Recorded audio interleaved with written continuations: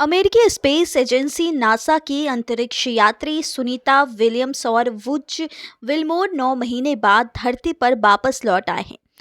बीते दिन तड़के स्पेस एक्स के ड्रैगन कैप्सूल के जरिए फ्लोरिडा के तट पर उनकी कामयाब लैंडिंग हुई, जहां 5 जून 2024 को सुनीता विलियम्स और Butch Wilmore Boeing Starliner spacecraft को लेकर अंतरिक्ष के लिए रवाना हुई। 8 दिन बाद 13 जून को इन्हें वापस आना था, लेकिन इस यान ने उन्हें 9 महीने स्पेस स्टेशन पर फंसा दिया। इस यान के बनने से लेकर उड़ान तक मुसीबतों से भरा रहा। जानिए इनकी क्या थी कहानी। दरअसल नासा ने अक्टूबर 2011 में बोइंग को स्पेस क्राफ्ट बनाने के लिए हरी झंडी दी। स्टार लाइनर बनते बनते 6 साल लग गए। 2017 में इसे बनकर तैयार हुआ। 19 तक उसके परीक्षण होते रहे, लेकिन इस उड़ान में कोई इंसान शामिल नहीं था या मानव हित उड़ानें थी। पहले मानव हित ऑर्बिटल फ्लाइट टेस्ट 20 दिसंबर 2019 को हुई, लेकिन 2 सॉफ्टवेयर की गड़बड़ी से यह दूसरे ऑर्बिट में पहुंच गया।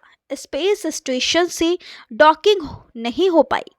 2 दिन बाद न्यू मैक्सिको के व्हाइट सैंडर्स मिसाइल रेंज में वापस लैंड हुआ।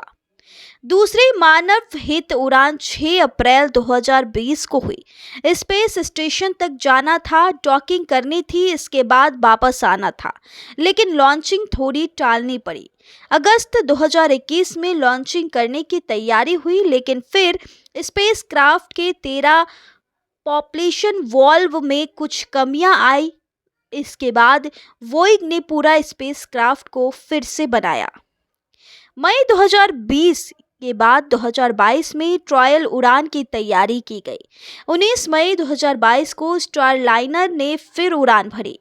इस बार उनमें 2 डमी एस्ट्रोनॉट्स बिठाए गए, लेकिन ऑर्बिटल मैन्यूवरिंग और attitude control system thrust fail हो गई, जो पूरी तरीके से फेल होने के बाद किसी तरह 22 मई 2022 को स्टार लाइनर को स्पेस स्टेशन से छोड़ा जाया और इसे जोड़ दिया गया।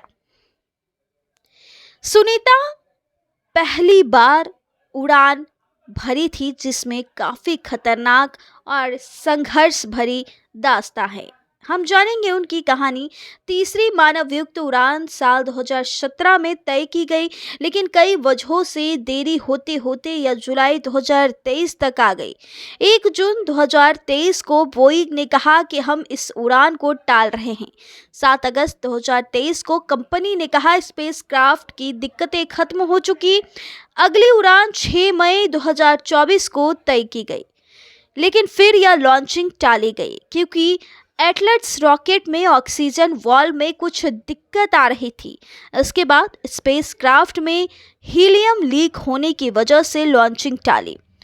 आखिरकार 5 जून को सुनीता विलियम्स और वेरी वुच विलमोर इस स्पेस क्राफ्ट को लेकर अंतरिक्ष के लिए रवाना हुए और 8 दिन बाद 13 जून को इन्हें वापस आना था, लेकिन ऐसा नहीं हुआ और अब जाकर पूरे 9 महीने के बाद स्पेस में फंसी सुनीता विलियम्स अब उनकी लॉन्चिंग धरती पर हुई, जहां पर सभी लोग उन्हें जमकर स्वागत कर रहे हैं।